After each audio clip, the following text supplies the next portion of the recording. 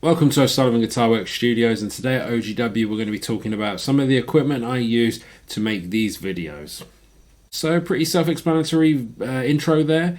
I am just going to show you some of the stands and the audio and the visual gear that I use for making all my different YouTube videos. It's not going to be particularly in-depth about specs and things like that. I will put specs and links to the items that I show you, such as my camera and microphone that I use, in the description of the video. But mostly I'll just be showing you what I use and sort of talking about the budgetary management that I've done to get the YouTube channel up and running. So let's go take a look at some of the gear I use to make my YouTube videos. So I've had to go handheld for this section so I can show you what I use for my steady filming angles. And this is the first thing. This is my tripod, my handy tripod. This cost me, I think, under £20 from Amazon. I just needed it for starting up doing my first videos. It is a, I mean, to be honest with you, a pretty bog standard tripod. It goes quite high. It has the handle part on it that's folded in right now, but I use that for adjusting the angle of the camera. This I mostly use for my standstill sort of like opening shots, my welcome to the channel shots and things like that. And I use these for when I'm doing pedal board stuff and reviews on pedals. I can angle it in a way where I can get an overhead view if I put this on top of something to give it a little extra height. But I'll give you an example of how high it goes. It's actually quite a big tripod, so we'll check that out now. So this is full extended, just the legs. That's pretty much the only way I'd ever use it that high is if I was doing an overhead sort of pedal review. Next item is this handy little three-legged sort of stand, another mini tripod, which doubles up as a sort of handle for your camera. Got a little spirit level on the top there. Nice secure pad on the top, standard sort of fitting. Works brilliantly with this camera, and a little accessory that I'll show you next that I use. This is a phone holder, stretches out, a clip phone holder.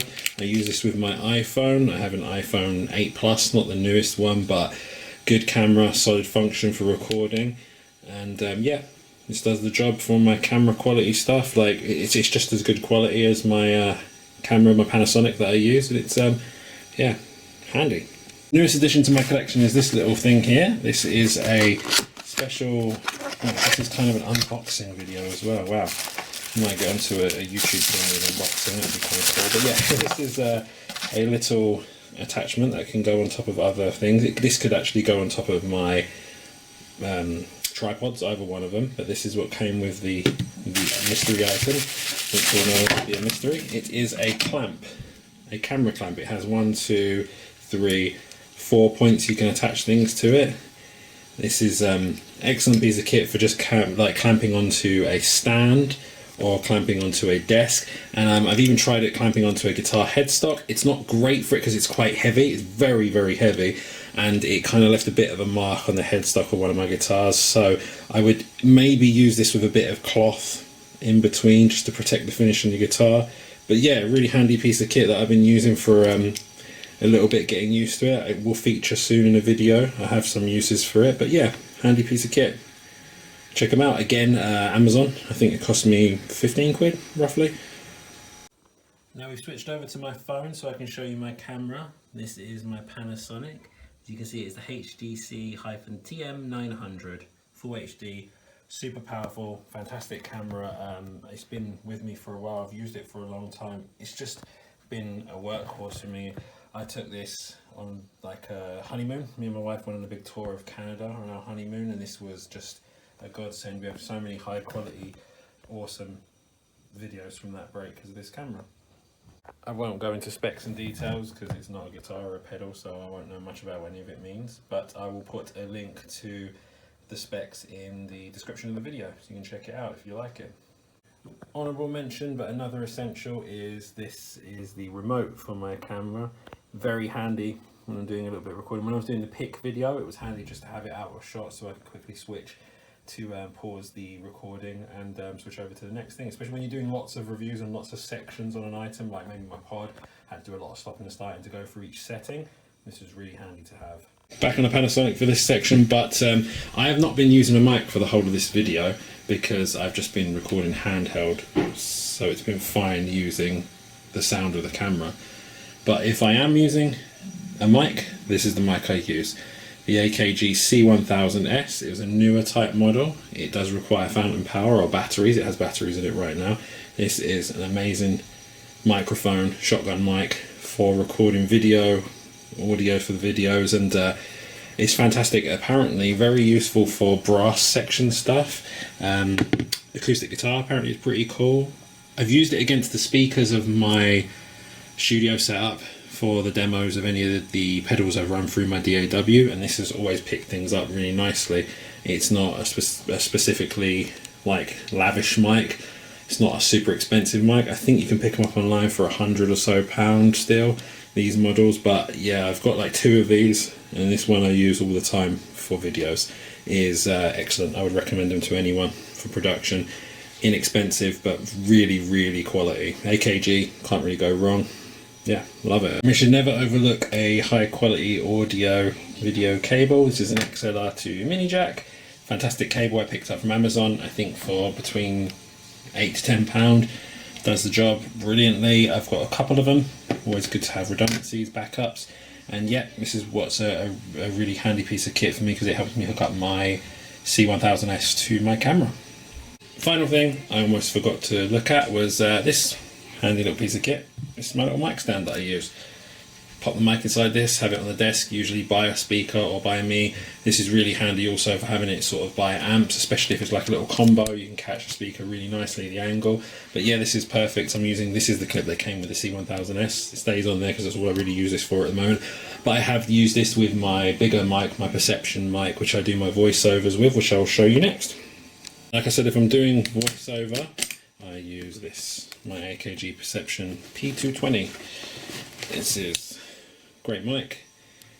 Recorded vocals and backing vocals on my band's last EP, and I will be using this. I use this on my EP as well, my solo EP stuff, and I will be using this for further future recordings because it is a great mic.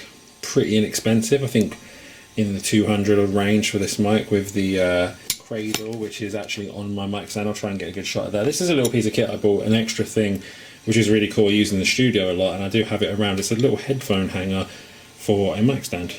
Get behind. Yeah, there you go. You can see it a bit clearer. Just metal, secures on, plastic. Yeah, simple, effective.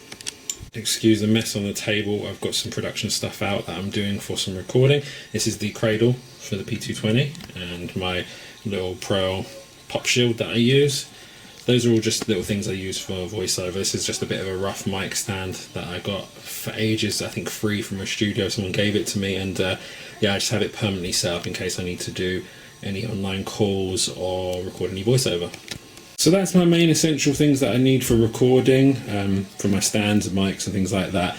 I don't think I've ever spent specifically a ton of money on videos for the YouTube channel. I use a lot of things I already had, and things like my more expensive items like my mic and my camera I already had for other projects and for other parts of life. So that kind of worked in my favour, and this video was more to show you that you don't have to spend a ton of money to really secure production value. A lot of it is in the editing, a lot of it is in just having the patience and trying to capture the best quality material, and just having good ideas is really helpful, and that's something I'm sure everyone who does YouTube videos struggles with at some point. I certainly will do, I'm sure more so in the future as I run out of items to review, but that's kind of just part of the nature of the beast, you know, evolving and finding what you can do to keep things fresh and interesting. Yeah, so that's my gear, and we'll pop over to the end of the video now. Hope you enjoyed seeing some of my stuff.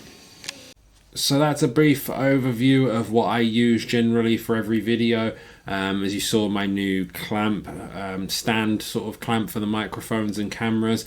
That's a new thing. I haven't yet really found the purpose for it, but I have some ideas of where I will be using it in a couple of videos in the future. I am looking at some other gear that I'll maybe do a little brief rundown on once I get it. But yeah, the general usage, as you can see from microphones and the camera and stuff like that, everything's I already owned for different projects and different reasons, so I never really had to make much of a large investment into the channel. It was mostly using my knowledge and understanding of YouTube as a space, and then the equipment I already had to get the channel up and running.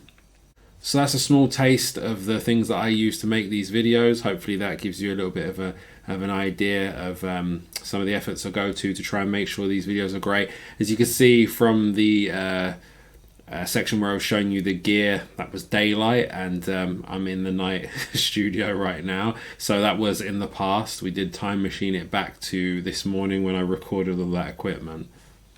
And a couple more weeks now and we'll be back from the 2 weekly videos back to weekly videos, as the school holidays are on the decline at the moment, and we'll also be back to hopefully daytime recording too.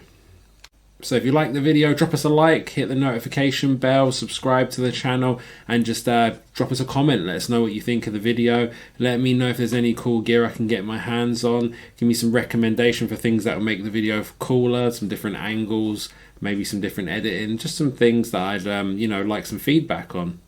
And let me know if you have gear channels or music channels. I'd really love to check out other things for inspiration, and just because I'm a huge fan of YouTube myself, I have specific channels that I follow quite closely and watch, and I always like to see new ones. And finally, something I've not been saying lately, but I must say, check out some of the old videos. If this is your first video from OGW Studios, go back and check them out. We've got quite a few on the channel with some cool gear in it that I think you might like. And that's enough from us here at OGW Studios. Take it easy. Take care.